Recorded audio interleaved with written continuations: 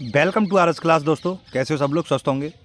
दोस्तों आज हम पढ़ेंगे विवाह दंपत्ति जब एक दूसरे से अलग हो जाते हैं तो मेंटेनेंस का खर्चा किस धारा के तहत दिया जाता है, और फिर मेंटेनेंस चलते चलते इंटरिम एप्लीकेशन जो दी जाती है वो कब दी जाती है, किस धारा के तहत दी जाती है। हिंदू विवाह अधिनियम धारा 24 इंटरिम मेंटेनेंस यानी भरण पोषण।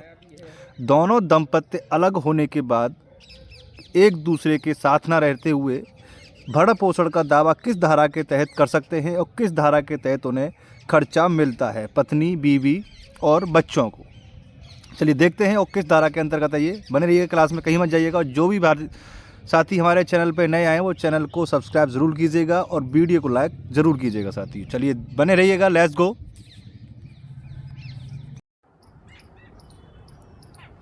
हिंदू विवाह अधिनियम 1955 की धारा 24, हिंदू विवाह अधिनियम 1955।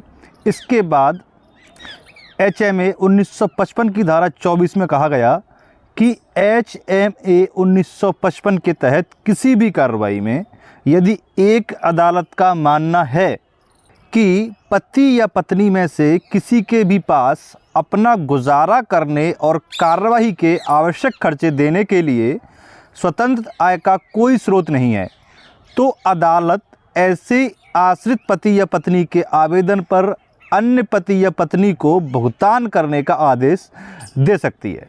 यानी देखिए एग्जाम्पल द्वारा समझते हैं। मान लीजिए A नाम का पति है और B नाम की ये पत्नी है। ये दोनों कौन है?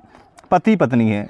अब या तो A के पास या B के पास, इन दोनों में से कोई एक नौकरी कर रहा है और एक के पास अपना जीवन यापन करने के लिए कोई साधन नहीं है। यानी एक दूसरे पे दोनों आश्रित है एक दूसरे के ऊपर। ये इसके ऊपर आश्रित होगी, जो नौकरी लगी होगी उसके ऊपर एक व्यक्ति आश्रित होगा। तो अगर मान लीजिए A नाम व्यक्ति की नौकरी लगी है और B नाम की जो महिला है इसकी ये गृहिणी है, ये घर का कार्य करती है, इसकी नौकरी नहीं लगी है। अगर इन दोनों में किसी बात को लेकर मनमुटाव हो जाता है और ये अलग अलग हो जाते हैं तो B नाम की जो महिला है मेंटेनेंस का जो केस डालेगी सेक्शन 125 CRPC के तहत। तो जो 24 की जो एप्लीकेशन लगेगी वो गुजारा भत्ता यानी इंटरिम एप्लीकेशन जो लगती है भरण पोषण की, वो देने के लिए एप्लीकेबल होगा ये A नाम का व्यक्ति। अगर ये कुछ ना कर पाने में सक्षम नहीं है तो चाहे इसके साथ बच्चे हों या ना हो, बशर्ते ये कुछ करना रही हो। ठीक है साथियों, आगे देखते हैं। विशेष विवाह अधिनियम 1954 के मामले में धारा 36 के तहत एक समान प्रावधान किया गया, जिसमें एक प्रमुख अंतर यह है कि इस अधिनियम के तहत गुजारा भत्ता पेटेंट लाइट मुकदमे के लंबित रहने के दौरान गुजारा भत्ता का दावा केवल पत्नी द्वारा किया जा सकता है। ऐसा होता है, पति पर लागू नहीं होता है। इसके अलावा आपराधिक प्रक्रिया संहिता 1973 की धारा 125 भी पति द्वारा पत्नी को अंतरिम भरण पोषण के प्रावधान के बारे में बात करती है। यानी धारा 125 CRPC की कहती है कि पत्नी को पति द्वारा अंतरिम भरण पोषण दिलाया जाएगा। मान लीजिए ये दोनों अलग अलग रह रहे हैं तो। ठीक है साथियों, आगे देखते हैं। धारा 24 के तहत अंतरिम भरण पोषण का प्रावधान दंपत्ति। देखिए साथी, धारा 9 कहती है हमारी अधिकार की बहाली और न्याय पृथक्करण धारा 10 के अंतर्गत आता है। शून्य विवाह होता है वो धारा 11 के अंतर्गत आ जाता है। शून्य करणीय विवाह धारा 12 और तलाक आता है आपका धारा 13 के अंतर्गत। के मामले पर लागू होता है पति या पत्नी में से कोई भी एक। कोई भी अपने लिए या अपने बच्चे के लिए अंतरिम भरण पोषण का दावा कर सकता है, इस तथ्य की परवाह किए बिना कि किस पक्ष ने कार्रवाई शुरू की है। अंतरिम गुजारा भत्ता देने के लिए प्राथमिक शर्त यह है कि कार्रवाई में एक पक्ष के पास अपने समर्थन और कार्रवाई के आवश्यक खर्चे के लिए पर्याप्त स्वतंत्र आय नहीं है। धारा 24 के आधार पर अदालत उससे प्रदत्त शक्ति का प्रयोग कर सकती है, भले ही प्रतिवादी विवाह के तथ्य से इनकार कर दे।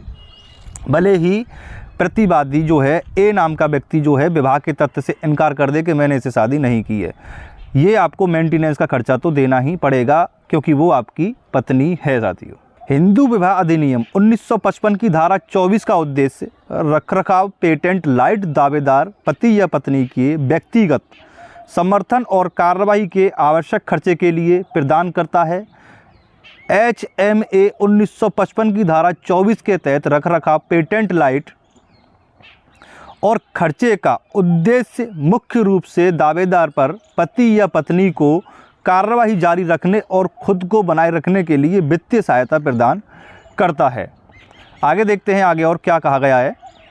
आगे कहा गया है, यह समझना चाहिए कि HMA 1955 के तहत पति पत्नी में किसी एक को पेटेंट, लाइट, भरण पोषण प्रदान किया जाता है। यानी पति पत्नी में कोई भी भरण पोषण का दावा कर सकता है। हालांकि अन्य कानूनों जैसे कि विशेष विवाह अधिनियम 1954, आपराधिक प्रक्रिया संहिता 1973 आदि के तहत भरण पोषण का दावा जा सकता है, पति द्वारा नहीं। चित्रलेखा बनाम रंजीत राय 1977 के मामले में यह माना गया कि धारा 24 का उद्देश्य कार्रवाई के लंबित रहने के दौरान निर्धन पति या पत्नी को अपना भरण पोषण करने के लिए वित्तीय सहायता प्रदान करना है। यानी ये कह रहा है कि अगर धारा 125 का मुकदमा लंबित रहता है, ज़्यादा समय के लिए लंबित रहता है, तो धारा 24 ये कहती है कि लंबित कार्रवाई यानी लंबित रहने के दौरान उसे भरण पोषण, अंतरिम भरण पोषण के तौर पे कुछ राशि दिलवाई जाए। साथ ही पर्याप्त धन उपलब्ध कराना है।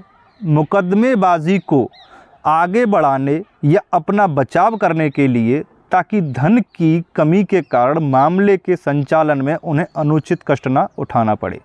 ये इसलिए किया जाता है कि मान लीजिए लड़की कुछ करने में सक्षम नहीं है और उसके मुकदमे में कोई ढील डाल ना हो जाए, या फिर कोई पैसे के कारण कोई कमी ना हो जाए, या फिर वो आने में असमर्थ हो किराए भाड़े से, जैसे भी हो XYZ, और उसका मामला ढीला पड़ जाए और उसे जो अपना जो हक है वो ना मिल सके। इसीलिए ये धारा 24 के तहत इंटरिम मेंटेनेंस की एप्लीकेशन लगाई जाती है।